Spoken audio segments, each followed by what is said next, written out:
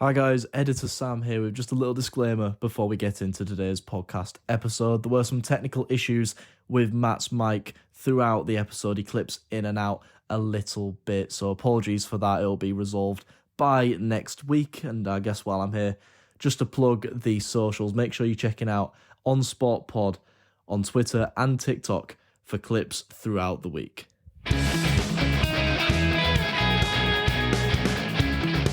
Still a struggle to recall us creating like a gilt-edged chance. Yeah, you can't just win every game. You can't just play brilliant every week. You know, you've not got a God-given right to win things. But I think Harry Kane is more of a liability to England than Cristiano Ronaldo is to Portugal.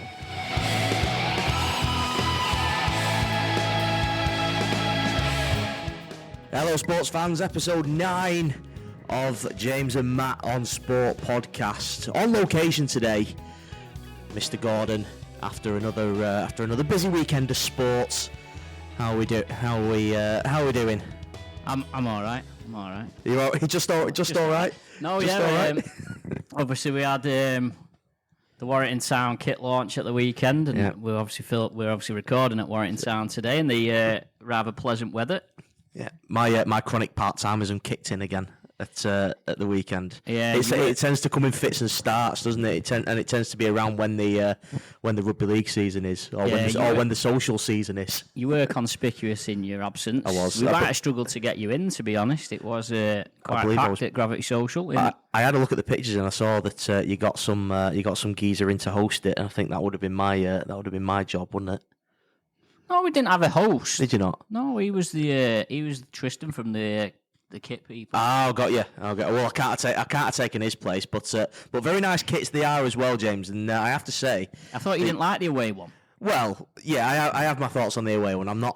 And Lisa, she's not getting away. I got loads of flack about these away kits. Well, actually, they've turned out quite nice. I'm not a massive fan of the away kits, but they seem to have gone down pretty well. But I have to say, James, I have to take my hat off to you that the launch video that accompanied the kit launch was a spectacular piece of work. I have to say, it was very, very, very, very good. It was all very professionally done. So hats off to you, my friend. It all seemed to go very well. We're doing our best. We're trying our best. Yeah. We've obviously got the new club shop opening, which is an exciting project to be involved with. And my office is moving there as well. So at the moment, we're a bit home. Technically speaking, JDG Media's homeless at the moment. Yeah, it is. It is. We've pitched out our caravans and we're working from all sorts of places at the moment. Yeah, and I think that'll house our new podcast studio as well, won't it? When the time comes. Yeah. I should mention actually one of our. Slightly off topic. I was in at Warrington Youth Zone the other day. One of our clients of the business. They've got an absolutely cracking podcast studio set up there. Dave Ditchfield's done a good job at setting that up for the next generation of Matt Turners. That's a scary thought. God, that really is a scary thought. I'm not quite done with this generation yet. But if you're listening, Dave, or Warrington Youth Zone, hit us up. Yeah, we are. Well, I do think we will go and do an episode in there at some point. I think we'll try and do that. Anyway. We'll talk about the usual claptrap in this episode. We'll go through the Euros, and should we start with the Euros? But we'll also talk rugby, and you were a bit disappointed we forgot to mention the cricket last week.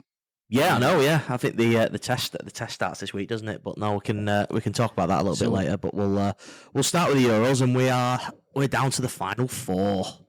Yeah, the awesome foursome of Spain, France, Holland, and little old England. I've got Spain in the sweep, so I'm in a good position. Now, in our sweepstake, I went from being in an enviable position to a completely hopeless one because I had two of the 8 teams in the quarterfinals were mine, and now they've both gone. So I had Switzerland and Turkey. Turkey were a bit unlucky. Yeah, Turkey were unlucky. I thought. I thought they battered Holland in that first half. I thought, but and scored a decent goal. They're a clear threat from set pieces, aren't they, Turkey? Yeah, Gula's delivery's unbelievable. It's on the money all the time. But to be fair to Holland, they came back pretty strongly and probably just about edged it in the second half. Yeah, it would have been interesting. Everyone likes to criticise England for their easy draws at the moment. Well, it'd have been something if they'd have managed to to get Turkey in the European Championship semi-finals. I think everyone would have taken that at the start of the tournament, but I think there's no such thing as an easy draw tournament semi-final. Surely, it's like if you're there, you're there. I suppose that's the thing. I mean, ultimately, people criticise England, and people might criticise easy draws and stuff, but you can only beat who you're drawn up against, and ultimately, teams have been beaten by supposed weakened teams. People would probably have regarded Croatia as because they're not one of the old traditional powerhouses of European football or whatever. People would regard that as an easy draw, but that's being anything but. So, thoughts on the England game? Well, I have to say it was quite funny. So I was down south this weekend at mine and my wife's goddaughter's first birthday party, and we were watching a game at my best friend's in-laws' house, which is absolutely huge. And they cleared out the garage, set up like a fan zone in their garage. Got a big TV in there, chairs out and things like that. Big bucket full of beer for us to watch the match on. But the trouble was, we were watching it on iPlayer through there. And the trouble of watching live football on iPlayer is that it tends to be a little bit behind reality. So we all started in the fan zone, but from half-time onwards, people started to drift into the lounge so that they could watch it live rather why? Than... Because could you hear other people? Yeah. Like you could hear other people from the lounge. It's like, right, I can't be doing with this. Oh, right. I'm with but I persevered. I carried on in the second half through the in the fan zone. And then we went 1-0 down. And my best mate then, a couple of minutes later, he came and sat next to me and said, "This is rubbish, this, innit?" Or words to that effect. And I said, "Yeah, it is." And he said, "Saka needs to do something." I was like, "Yeah, he does." Bang. Well, is that because he'd seen it in the lounge? He'd seen it in the lounge, and then he'd obviously come in to watch it again. So it was at that point I thought, yeah, no, I can't be doing this. I need to move into the lounge. I was working on Saturday at this kit launch, and then I had to go to the BBC Merseyside studios to pick up some gear that I needed for commentary on Sunday. And the only window I had was between 4:30 and 7 on Saturday. So exactly when the match was on. So that was a little bit of a dilemma. What I ended up doing was my wife had paused. I'd got her to stop the match at kickoff. I've gone to Liverpool, come back, and then I got home about 5:30, and then I've watched it live, but an hour behind, avoiding the score. Yeah. Obviously, my son wanted to watch it with me as well. And so then I could fast forward for half time, fast forward, some of the other bits where they waste a load of time. So I was in a sort of not an overly similar position, but I was watching it behind, and then I think I'd only just about caught up when Switzerland scored. And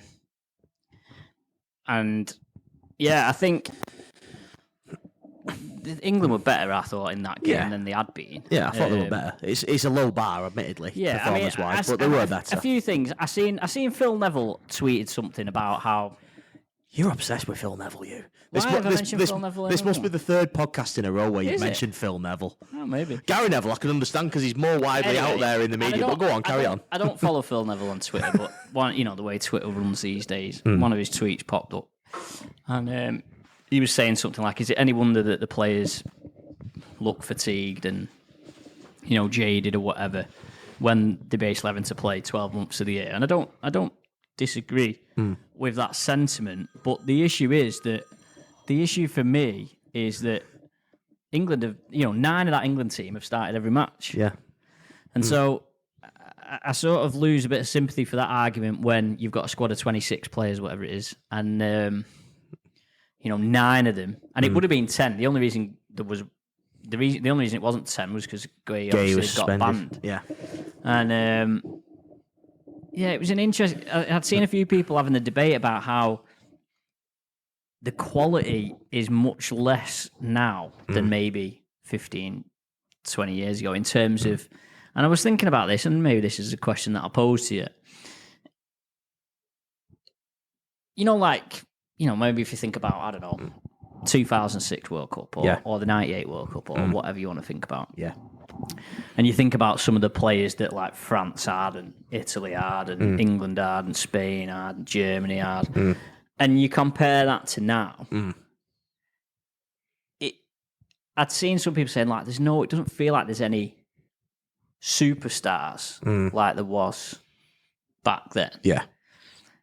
And I don't know whether, and I can see the point, and I suppose we can have a bit of a chat about it, but is it because there isn't any, or is it just because they don't get built up as much now because we just see a lot of them?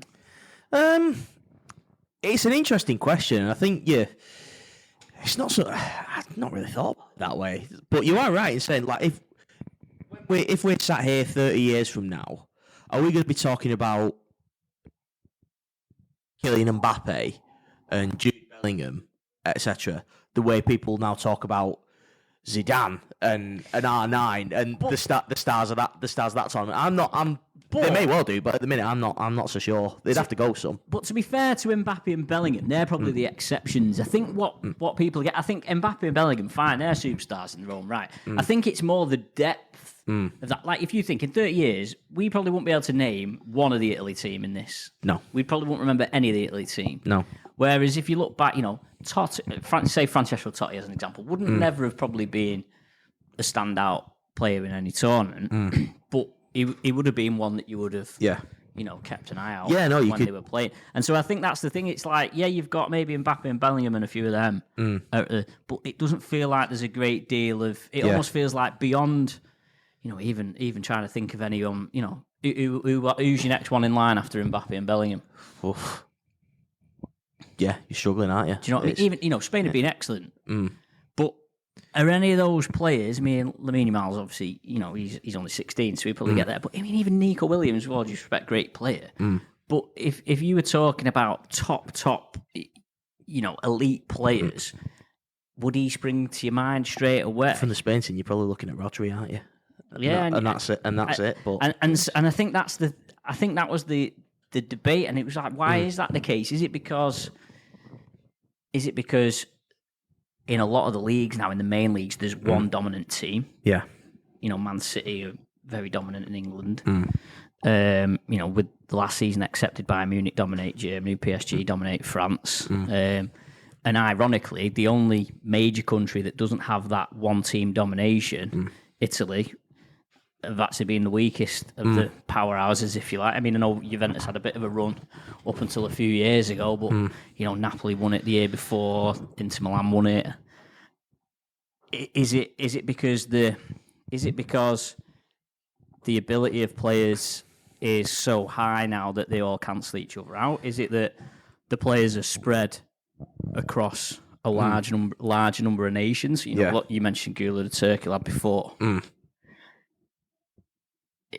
He doesn't play for one of the big powerhouses, but clearly he's a good player. But then I suppose you could argue, well, the minor nations have always had. Yeah. There's always been playing like Stoic. And I remember Stoic when I was a kid in Bulgaria. George Hagi at Romania. There was always like superstar players who played for them other teams. I think the game's different now, isn't it? I think the game is different in that, there's more.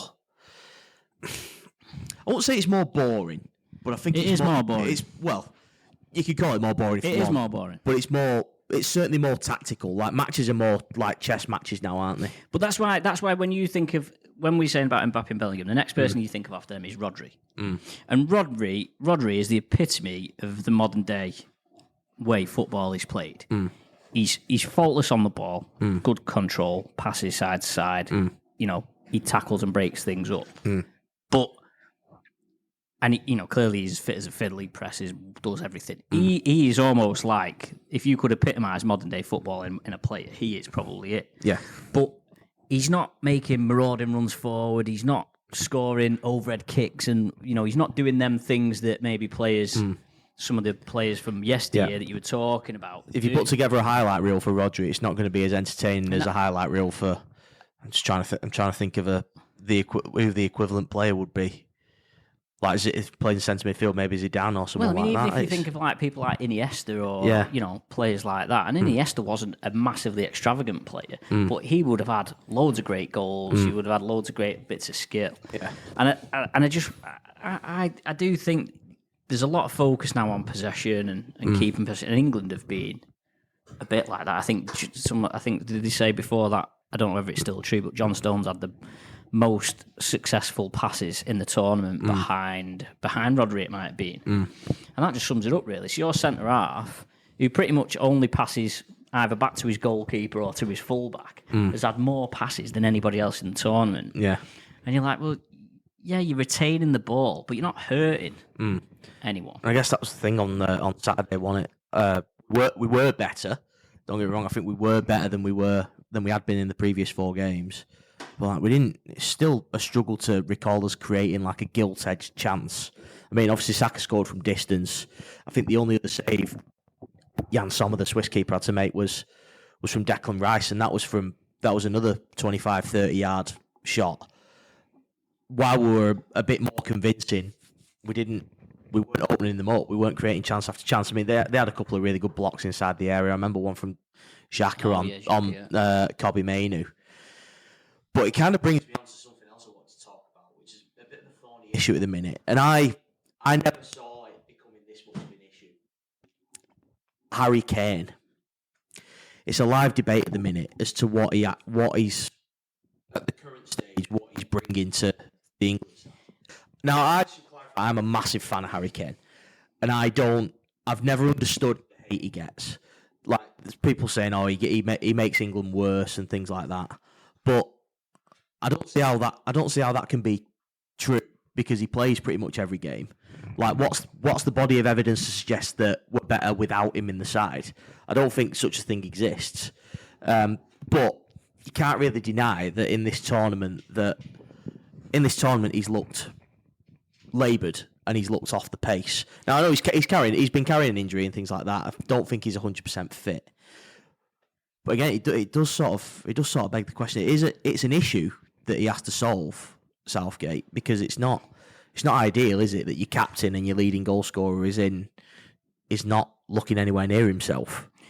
There was a chance. It might have been in extra time. I can't exactly remember when it was. There was a chance where Saka has ran at his fullback and got across the 6-yard box where your number 9 should be. Yeah, and he's Kane, floated around on the penalty. And he was like, but the thing was, it wasn't like he had to travel a long way to get to where he was. So it was like, how has he not got? That was almost like the perfect opportunity for him. My position on Kane, and I don't know whether I haven't messaged you this, I don't think, but Cristiano Ronaldo has been getting loads of grief this tournament for... We spoke about that last week, didn't we? The perception that Portugal will be better without him, or that he's holding Portugal back in some way, which I think, you can have that argument about any player in the team. But I think Harry Kane is more of a liability to England than Cristiano Ronaldo is to Portugal, based on what I've seen in this tournament. Like, people go on about Ronaldo as if like me or you were playing up front for them. He's one of the greatest players ever. He still creates chances. He's still a nuisance. He's still a threat. He still holds his position. I think the main criticism people have of him is that they feel like if they had somebody else in, they could press a bit better. Well, you could put a dog on and he could press better. It doesn't mean that he should be playing. Do you know what I mean? And I think the problem you've got with that attitude is that everyone else then gets asked about it. Like, it feels like the Portugal players have been asked, "Oh, well, should you have Ronaldo in?" And the Portugal players are like, "Well, no, we want him in." Yeah. But what I guess has bothered me a little bit about that is the fact that you've got no one seems to have questioned it about Kane in England. We've not seen Watkins. I think Watkins come on in the first game. He came on for half an hour against Denmark. Seen him. And especially because the other day they played 2 number 10s, and Kane's dropping off, and you're like, well, you actually don't need him because I saw a graphic of like the England team's average positions, and everyone's sort of around where they should be in that kind of formation. except for Harry Kane. And Harry Kane's like alongside or even further back than the two number 10s. Yeah, it's ridiculous. So their average position, in terms of average positions, there was no one for England within 30 yards of in the box, like where a striker should be. And like I said, I do understand the criticism, and it is an issue, but I don't think it'd still be ballsy to drop your captain and record scorer for a semi-final. I don't think they're gonna. I don't think they can drop him, and I don't think they will. I mean, I was surprised. I know he got a bit of an injury in extra time, but I was surprised that he wasn't there for the penalty shootout. Is that a sign though that maybe Southgate's thinking, oh, maybe we can exist without him? Well, maybe. I mean, you can't argue with any of the penalties, but I think that. Imagine if we'd have lost that shootout and he's taken. Well, and he would have got battered for it. And the other thing is, people have been critical of Southgate, whatever, but no one, or not that I've seen, no one appears to give him credit for the penalty shootout situation. So why all of a sudden are England capable in penalty shootouts? And that has got something, fair play the players' technical ability, whatever. But the reason why England can approach some penalty shootouts in the way that they can is because of how Gareth Southgate has managed the team and controlled the environment over the last 7 or 8 years. You look at the players, and I know they've fallen behind in both games now, and they've got back. As much as everyone else is flapping about, England have played poorly and it's boring and all this palaver, the players don't seem... They all seem fairly assured. They all seem fairly calm. They don't seem panic. Yeah, they went behind against Switzerland. They scored, within 5 minutes or whatever. And Southgate deserves credit for that. And I think would people have rather England were brilliant, played brilliant football and slapped everyone in the group stage and then just got beat in the last 16? What, like Germany have? Well, that's what I mean. Well, yeah. Well, this is what I said to someone after the game, because I've taken now to sort of, if I can get away with watching matches on my own, I will, because I've just I've withdrawn from the debate around it, because it's not. I'm not saying people won't be told anything like that. It's just people are set in their ways, and there's no point trying to argue against it. Like if Southgate doesn't get any credit, it's seemingly illegal to give Gareth Southgate any credit for some things. But I gave my phone to my wife for the game.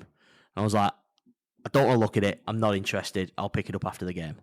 And I'd said to someone before the game, they were debating on what team he's going to select. And I was like, I think he'll go straight at the back. It won't be the team I'd pick, but it's the team he will pick. I was like, I'm not interested in debating about team selections. The only way I'll discuss and unpick team selections is if we lose the game.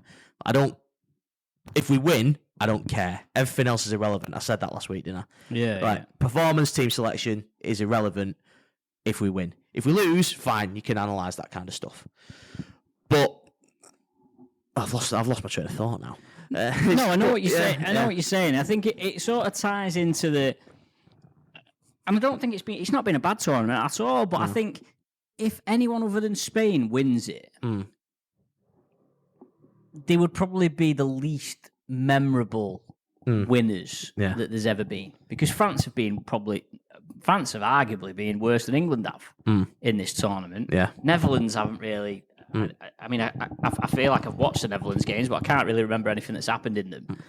And I think other than Spain, who you could say, well, they had the Williams and Yamali we've already mentioned, and Rodri's there, and even I think Carvalho and Cucurella, the fullbacks, have done well. The goalkeepers had a.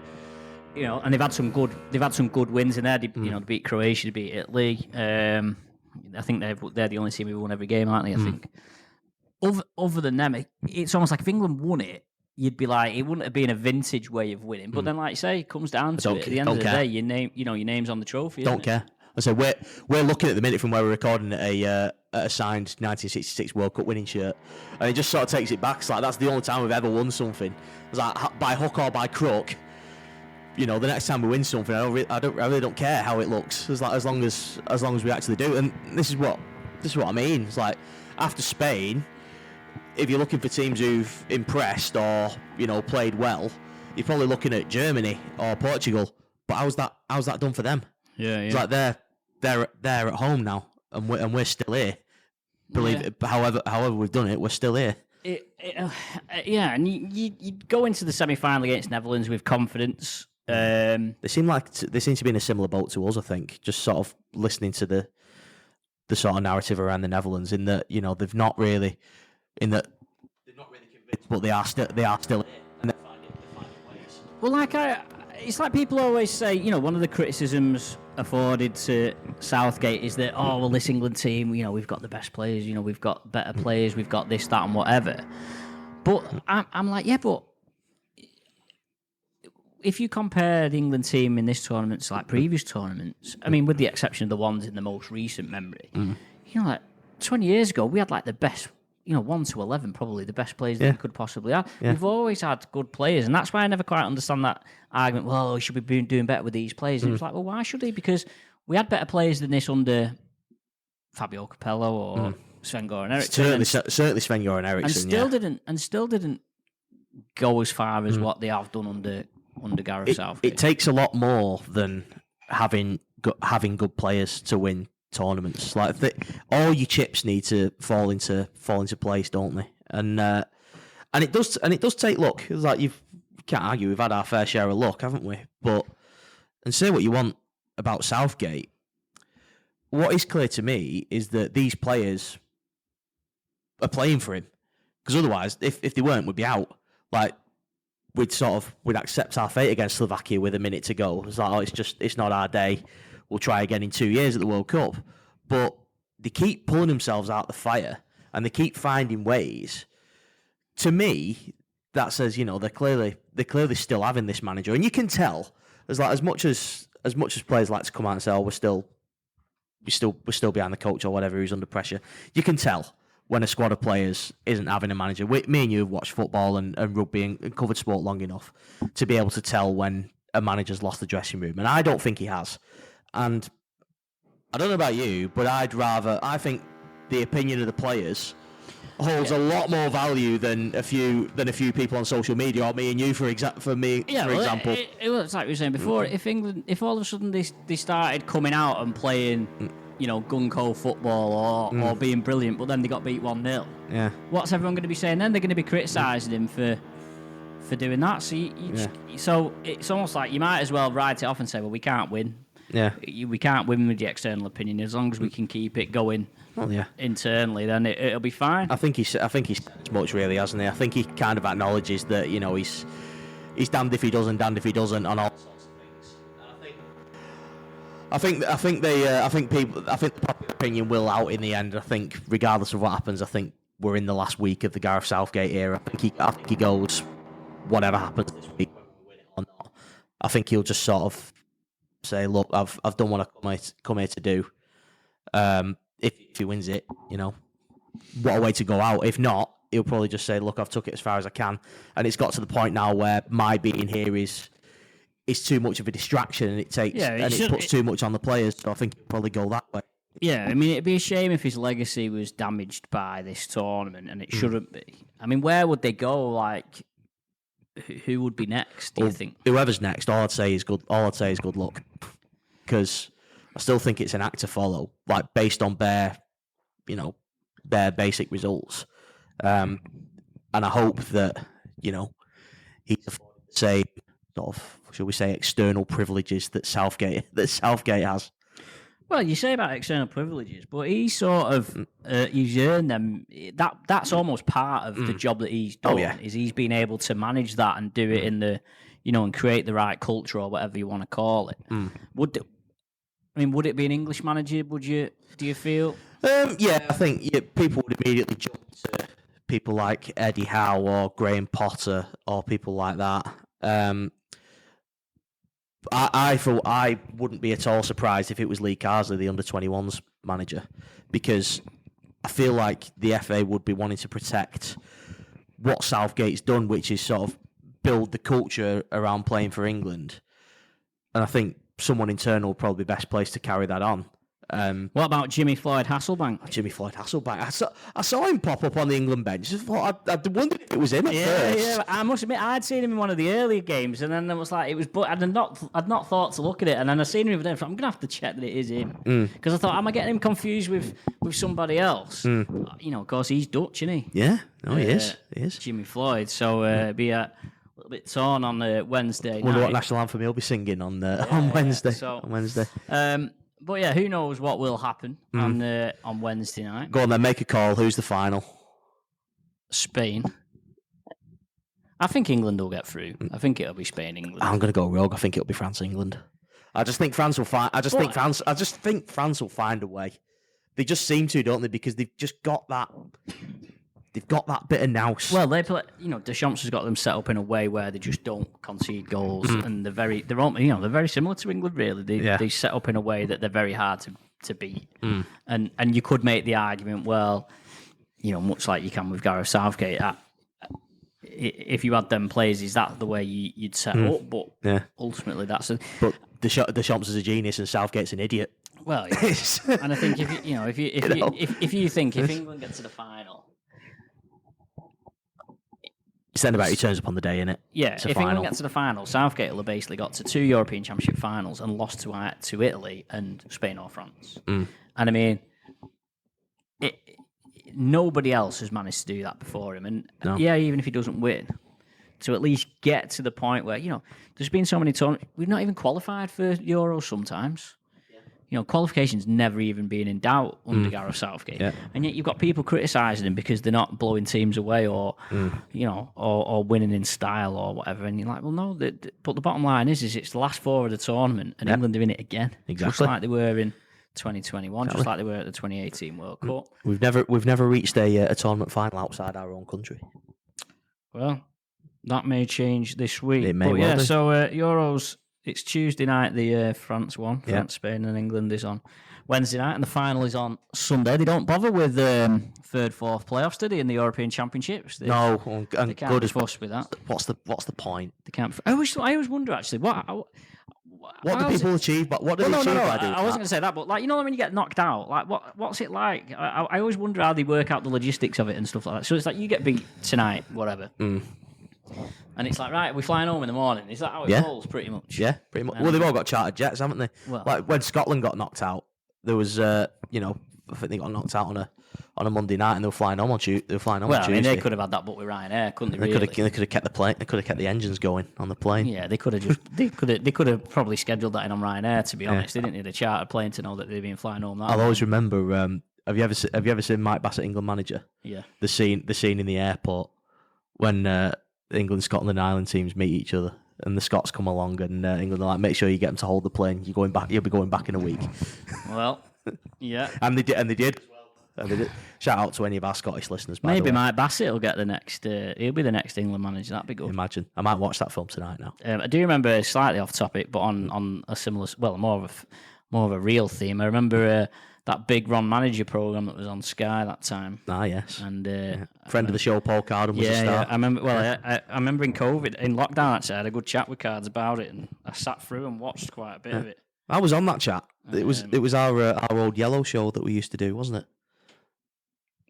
I don't know. I did a few interviews. I did a few written pieces off the back of it as well. Yeah. Yeah. So where have you been this week, Matt? No games I've seen, actually. I think I've seen. No. I've been at a game. Yes. So I went to, since we last recorded, I went to England Academy versus France Under-19s at the Halliwell Jones Stadium Rugby League on Tuesday night. And I've got to say, it was probably one of the best games of rugby I've ever watched. It was very, very entertaining. It finished 40-37 to France. So England were 36-18 down with 15 minutes to go. They got themselves back to 36 all and then kicked a drop goal with about 2 minutes left to go, 37-36 up. And then with the last play of the game, France scored through a brilliant bit of eyes up rugby league. It's like their standoff, who was fantastic. I can't remember his name for the life of me, but he was really, really good. That's why you're not a scout, that. I know, yeah, I know. I've got the team sheet at home because I said, right, I usually sort of to my shame, I do tend to bin team sheets. I wish if I could go back 20 years, I'd make sure I always kept them, but I'm too far in now. But I've kept this one because I was that impressed with some of what France were doing, some of France's players. I thought, I'm going to keep that team sheet. I'm going to keep it somewhere because I want to keep an eye on these guys because some of them look really good. Anyway, the standoff, it was a great bit of eyes up rugby league. Last play of the game, just catches the England defence a little bit tight, gets his eyes up, his wingers hug the touchline, puts a beautiful kick in, drops it over the top of the England winger, the France winger touches it down, France win the game. But, 40-37, there's 77 points between the two teams. There's yellow cards, red cards, both teams wanting to throw the ball around. There was a bit of biff in there as well. And it had everything you wanted for a game of rugby league. And, if you paid I think it was a £5 to get in, which I didn't pay, obviously. £5 to get in, more than got your money's worth. I didn't even know it was on. And that's the problem, really, isn't it? It's like you didn't know it was on. Would you have gone if you didn't know it was on? Well, I'm not sure about that, but I didn't know it was on. I didn't even know they were playing. I didn't even know it was at Warrington. Yeah, and it was being streamed, I think, and by all accounts, it was a much better stream than the one afforded the England senior team in France. But no, I think. And that was positively received. But I was the only member of the media there. Well, because nobody else knew about it, I don't think. Well, no, clearly not. Clearly not. I mean, I might have ventured if I'd have known. Yeah. I only went because it was on patch. Don't get me wrong. If that game was being played at Leeds, for example, I don't think. It was because it's on Warrington. Yeah, I think. I was meant to be at Warrington Huddersfield on Friday, but got moved to St Helens Castleford at not quite the 11th hour. Do you want me to reveal the message you sent to our group chat in the aftermath of that game, or would you rather I not do in the? What did I say? Would you rather I not do if, in case any St Helens fans are listening? About the fans, you mean? Yeah. No, I mean that wasn't necessarily the biggest issue of the night, but yeah, Warrington won 48-0, and seemed like a pretty regulation victory, really. And meanwhile, at St Helens, after 38 minutes, it was 0-0. And St Helens ended up losing to Castleford, which was quite a surprise. 8-6, was it? 8-6, yeah. So, do you know what? I think about Castleford? Fair play to Castleford, because I feel like they're having a bit of a go. Yeah, they've dug in. The last few games, they lost 10-8 to Wigan, they lost 13-12 to UKR, and then they've beaten St Helens. I think it was 4-0. Saints added a penalty about 10 minutes into the second half to go 6-0, which at the time, there was a few jeers in the crowd. I did ask Paul Ellens actually in the press conference about it, and he was like, well, there was no doubt in the mind that they'd go for the 2, but then I'm like, well, is it not quite un-St Helens like that you're 4-0 up at home to Castleford? Is it un-St Helens like, though, in sort of the last few years? Well, maybe, and I suppose you could, and he said, like, if we hadn't kicked it and not scored, and then you get beat 6-4, people would have been saying, well, why didn't you take the goal? And I can get that. Yeah. I mean, ultimately what happened was actually, for a spell, the penalty did make a difference because when Castleford scored their first try, they missed the goal, so it was 6-4 for a little while. And then Castleford had 2 penalties, which won them the game, basically. Yeah. But yeah, Saints were just it was so flat in there, and I just think that it's a curious case, isn't it, St Helens at the moment? It's so flat in there, and there was probably only 3 or 4 occasions where there was any sort of noise in the crowd, and it was if there'd been a hit or something like that. But you could see that straight away when the noise got up that that the players lifted, but it just never happened, and I think they got booed off St Helens. There's a lot of talk about Paul Ellens and what the future might hold. But I think what frustrates me is it's like, surely St Helens, I get that expectations are high. But surely they've got enough credit in the bank that, I've seen people saying, I'm not going again until the coach is sacked. I'm not going again until we change the style of rugby. And I'm like, you're not going again. That latter thing anyway, because it takes time. You've not long won 4 consecutive Super League titles, right? How about having a bit of loyalty? How about having a little bit of, pragmatism and stuff like that? You can't just win every game. You can't just play brilliant every week. You can't, you've not got a God-given right to win things. And clearly I say this from someone who supports a team that'll probably never win anything, but it winds you up when you think you go and watch your team week in week out, probably never going to win a thing, but you still go week in week out, and then you've got fans of teams who've won trophy after trophy after trophy, and I get that raises the expectation levels, but then after one home defeat and they've been playing a bit ropey, it's like Armageddon. They'd only lost. I think they'd only lost 3 or 4 games all season. They were second in the league, and they've lost on Friday night. And all of a sudden, it's like, I'm not coming again. I'm not getting a season ticket. I'm not doing this. And you just like get a grip of yourself. Yeah, I guess when you're used to when winning's a given, as it has been for St Helens, you do tend to look a bit deeper at other things, don't you? Like style and performance, because when you're trying to not patch things together and stuff like that, when you're kind of living week to week on a results thing, it's not really as relevant. Whereas St Helens could probably bank on winning games every week, and they can, people then start to look at how it looks. Well, they're going to finish in the playoffs anyway. Yeah, they are. They are, and they might even still win. It's not beyond the realms, is it? Like they've shown they can beat. We've both said, haven't we? I think Wigan are by far the best team in the league, but they've shown they can beat Wigan on the day on any given day. St Helens are clearly in for me, and for me, it's been clear they're in a transition phase in terms of the recruitment. I don't think the recruitment has been good enough the last 2 off seasons, if you like, in terms of like almost like the future proofing. You can see that there's players who are going to be leaving, there's players who are coming to the end of their career. They've not quite got. They've not recruited yet to replace those players. But then you could look at Wigan and say, well, Wigan, basically that team that they've recruited now has all happened in the last,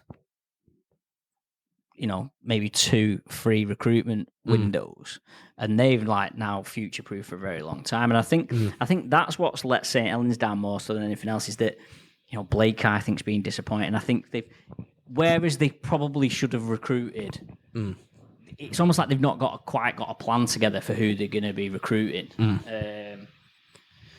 And that's why they're a little bit lost in terms of style, because, how can you're almost trying to revitalise your style without really knowing who's, that Dodd's going at the end of the season, and he gets dogs abuse, by the way. And to be fair, I can sort of understand it to a point. I think he doesn't run at the line. He just drops it off for the forwards all the time. Whether there's a little bit of a fear he doesn't want to get injured. I don't know. But it's like, how can you say, right, we're going to play this new style when you've got no idea who you don't know who halfback's going to be next year, do you? It's like you don't know whether Lomax is going to go around again or something like that. I've seen people saying, we should get rid of Lomax. It's like, well, hang on. He's going to be going in the next couple of seasons, don't get me wrong, because he's going to finish. But you're already looking for one. And, you've seen how hard it is being for Warrington to find, someone to play with George Williams. Yeah. It's like, hang on a sec. You need to create your new identity, but the ones who are solid, who you can depend on, you need to keep them in for as long as possible, but have the plan happening around them so you can phase them out. Yeah. It's almost like the Roby thing. And I guess they were trying to do that with Lussick, maybe. They brought Lussick in, I presume, to think that, well, eventually he'll take over from Roby, and then for whatever reason that didn't happen. And so it meant that this season you've effectively got a brand new hooker pairing in Darrell Clark and Bai that, had they managed that process better, realistically... And there's no long-termism in there, is there? Well, no, and that's what I mean. Clark's ultimately your stopgap, isn't it? Because you've not quite... they had Aaron Smith for a few years who'd come through the academy, and you were like, well, maybe he's going to be the one that they're trying to get in place. Like I said, they had the Lussick thing, didn't work out for him, and you're just like, at what point have you got to say, well, we've got to go down this road to replace them? And we've seen Leeds have really struggled. I don't think Saints will be in as bad a position as Leeds, because Leeds clearly had a lot of players go at the same time, didn't they? But it's almost a little bit like that, where you've had such a good team for a long time and you've won everything. What happens when them players leave and you've not quite been able to recruit? Yeah. Well, that's the thing. Like, we talk about Wigan, and they say it has taken them a bit of time to put this team together. And it wasn't so long ago. Like I think it was the end of 2021. Wigan were in a desperate situation. Like that. Well, I say desperate, not desperate in terms of how it could be. Like you talk about witness all the time. Like Wigan were miles off it in terms of being in it to win the competition.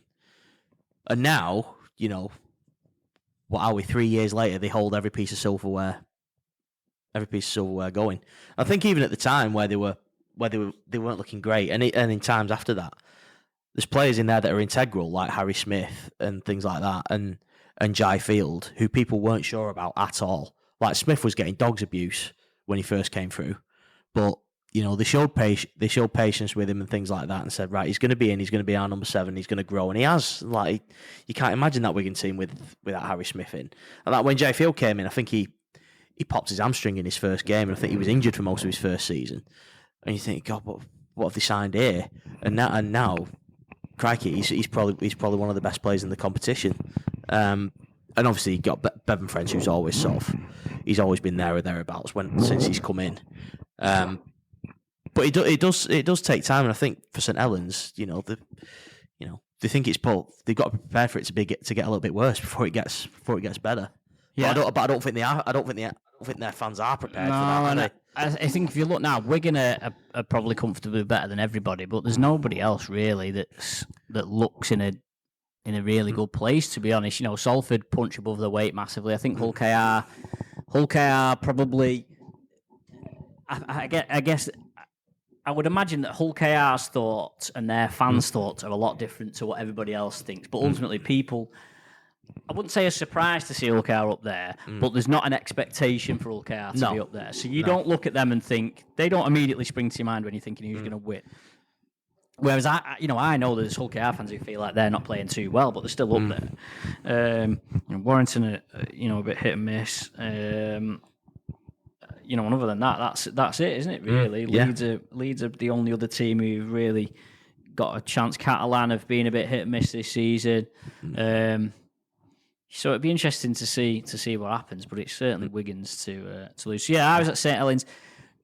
I think we've mentioned this before, but you do get a food voucher now at St Helens, which is very well received. Yeah, no, it's good. I'll be there in a couple of weeks. I think it's next week, isn't it? St Helens Warrington. So. I'm looking forward to my... You can get a choice of a Cotham's pie, or you can have a rollover hot dog. They are good pies. I actually, to be honest, I've not had a Cotham's pie yet. Oh, they're... It was bad planning on my behalf, because on Friday, whatever day the game was, I'd been to Curralls for my lunch. I'd already had a meat and potato pie. I couldn't double my pie. So you had to have a hot dog. I had to have a hot dog, yeah. And then my other game this weekend was, of course, the Widnes game. Yeah. Way at Swinton, Haywood Road, which is I don't mind going there because it's not terribly far. No, it's not. It's not far, is it? And it's a nice little. It's championship ground, isn't it? It's a bit of a faff to set up your radio gear and all that, but it's there's no table. But full assessments come on this week's Widnes rugby chat. Yeah, we've not got enough time to go through it all, have we? Yeah, I was waiting. I was waiting for a long time to speak to the coach afterwards. But this week, footy's back. Yeah, isn't it? Pre-season starts. I mean, I always say this, and I want to. I don't want to. You're not a big fan of pre-season friendlies, are you? Well, no, I'm not. I'm not a massive fan of them. Only because I do 50 matches a season. Do I want to make that 58? It's almost like because as soon as the proper games start, you're in then, aren't you? That's it. Yeah. As soon as the proper games start on August the 10th, you're in then till the beginning of May. Yeah. Whereas it's like if you commit to the pre-season ones, it's like, well, you're pretty much done now. All my Saturdays are gone. Yeah. But having said that, I'll be at the game tomorrow. I'll be at the game on Saturday. I'll probably end up going to them all anyway. So yeah. No, I'm missing the first one simply because I've got an early start on Tuesday and I don't want a late finish. Nantwich is just deceptively far. Yeah, that's the thing. It's like, do I want to got very early start and then a full day's work? I'm like, do I want to drive for an hour on single track roads to get to Nantwich? I suppose the only thing that for pre-season is because obviously we don't do the commentary and stuff. It's a bit more of a social call. Yeah, it is. Yeah, Saturday will be very much a social call for the Rochdale. for the Matt Turner derby between. Have Rochdale signed anyone? Yeah, we've signed plenty of players. I think we're looking very. Have they got any that Warrington can have? Maybe, but no, we're looking very strong. I'd expect us to make the playoffs this year. So it's looking decent at Rochdale at the minute. Who have they got then? Let's have a look. Rochdale. I know we've signed a lad the other day called Sam Beckwith from Maidenhead who made National League Team of the Year last year. So they're the kind of ponds that we're swimming in at the minute. Who's this? Tarin Alarakia. Yeah, where is he from? Tanzanian international. We signed him from Wealdstone, and I have to say, I watched both of our games against Wealdstone last year on streams, and they were a desperately poor side, but he was a real diamond in the rough. Like whenever he got the ball, you felt like something was going to happen. And so I must admit, when we signed him, I was quite pleased with that. But we've retained a lot of decent players as well. Like Devante Rodney's staying. He'll score 15 to 20 goals this season if he can stay fit. That's always been the thing with him. Ethan Ebanks-Landell, our skipper, very solid at the back. We've lost George Nevitt though. He was our sort of pearl of our academy, but I think we've been very well compensated by Peterborough for his services. So, but he was never really going to stay. But yeah, I'm encouraged. But we'll see how it's coming together on Saturday.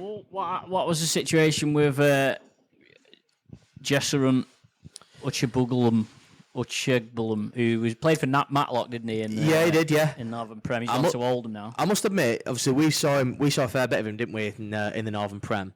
So when we signed him, I thought, I'm not too sure about that. But to be fair, in his first few games, he looked pretty good. He certainly looks a lot different to the player that we'd seen. And there's certainly magic in those feet, and he's very quick. He can beat a man. But his final ball really left a lot to be desired. But, I think Oldham have paid us a nominal fee for his services, so all the very best. Right, well, any other business? Do you want to talk about cricket? Yeah, tests on this week. England against West Indies. It's probably not the kind of marquee game that it used to be in the 80s and maybe the early 90s. But it's James Anderson's last game for England, maybe even his last game as a cricketer. Me being a Lancashire fan, I kind of hope he carries on for at least the end of the season for Lancashire. Is it just a one-off test? No, it's the first of, I can't remember if it's a 2 or 3 game series, but he wants one last game at Lords, which I think is his. Well, it's the home of English cricket, and I think it's the ground that he probably bowls best at. So he wanted one more game there, and that's what he wanted to be his send off. But I'm a bit disappointed that his last Test match didn't come at Old Trafford, bowling from the James Anderson end. But never mind. Hopefully he'll get a few more overs from there for Lancashire between now and the end of the year. I haven't been to Old Trafford for a few years, but it's pretty unrecognisable now, isn't it? I think compared to it used to be. No, it's a very modern cricket stadium now. Is Old Trafford. I seen that Anderson did bowl for Lancashire. They were playing at Southport, weren't they? Yeah. Last week. He absolutely cleaned up. He cleaned up. He's still got it. He's still got it. But no, I think England sort of. I think. To put it crudely, I think they've kind of taken him round the back and shot him. It's basically said we want to move in a new direction with some new bowlers, as is their right. He's 42, he's not going to go on forever. Even if he has got a bit of the Benjamin Buttons going on about him, but no, I think they just want to move in a different way. They want to build an attack that's more around how fast you can bowl for when they go to Australia next winter. Which if you're going to bowl in Australia, you need express pace. And Anderson, for all he can do, he doesn't bowl particularly quickly. Although his speed has been up over the last few years, but not quite to the level where you have to be in Australia. If you need to be able to bowl at 90 miles an hour and upwards regularly to have any sort of joy in Australia. I suppose it must be hard for these sports people when they come to the end of their career. Andy Murray, of course, has just finished up playing at Wimbledon. When all you've known basically is pretty much just living to do that play. It'd be play cricket or play tennis. Your life's basically dictated by, right, this is when I'm playing, this is when my tournament is, this is when I'm recovering, this is what I'm eating. Routine, it must be hard, but I'm sure Andy Murray's wife has got a few shells for him to put up on and stuff like that. No, but it is, because I guess he must be thinking, like, what on earth do I do with myself? But I guess he's had a bit of time to make peace with it, because he's been James Anderson as well to an extent.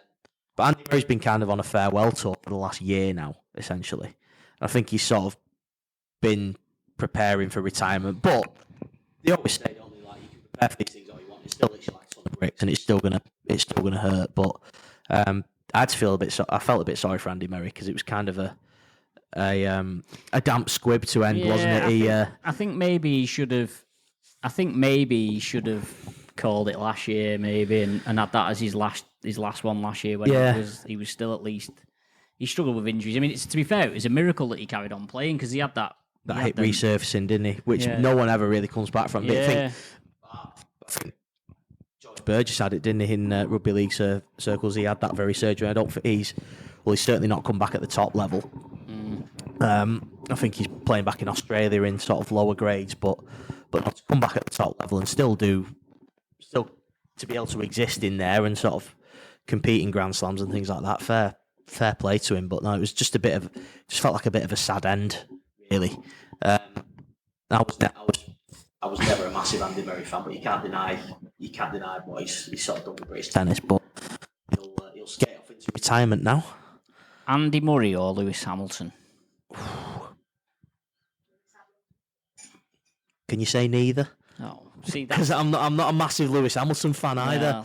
I'm coming across all miserable now. That says more about you. I'm coming across all miserable now, because I'm not a big Lewis Hamilton fan either. But then again, I'm not a massively raving F1 fan. I'm more of one than I was. But having watched Drive to Survive, I've gained a little bit more of an appreciation for it now. But he won the British Grand Prix at the weekend, which is the first one he's won since 2021. Another laugh I had at the weekend. Someone said, like England have won, and there's an all-British top three in qualifying in Silverstone. It's a sign. It's our summer. But I said to him, my response to that was, right, I know this didn't happen, but it's like, you do know that the Dutchman's going to sail past all three of them and win. And he didn't, I know. But it could have happened. It probably was likely to happen based on what's happened this year. And England Rugby Union got beat by the All Blacks, so not everyone was winning. I actually watched a bit of that. And again, at the risk of sounding miserable, I'm not a big Rugby Union fan either. But I did watch that, and it was quite entertaining. Rugby Union is much better now than it used to be.